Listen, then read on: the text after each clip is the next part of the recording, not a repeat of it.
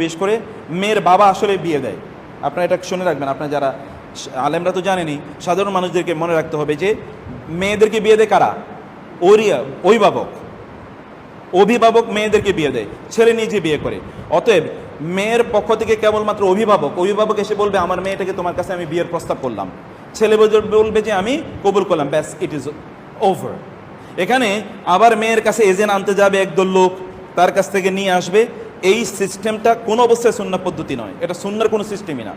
মেয়ের বাবা মেয়ের সাথে কথাবার্তা বলবে, আমি তোমাকে ওই জায়গায় বিয়ে দিতে চাই, তুমি রাজি আছো কিনা? মেয়ে বলবে আমি রাজি আছি, হলো। অথবা মেয়ে যদি বলবে আমার রাজি নাই, তাহলে বাবা এখানে বাধ্য করতে পারবে না। বাবা মেয়েকে জিজ্ঞেস করবে, ইট ইজ হিজ রেসপন্সিবিলিটি, এটা তিনি করবেন। বুঝতে পেরেছেন? এই হচ্ছে ইস্যু। এখন উনি বলবেন, মেয়ের বাবা বলবেন আমি অমুক, আমার মেয়ের নাম অমুক, তুমি অমুক, তোমার কাছে বিয়ের প্রস্তাব করলাম। ছেলে বলবে আমি কবুল করলাম, এতটুকুই বিয়ে। বুঝতে পেরেছেন আপনারা?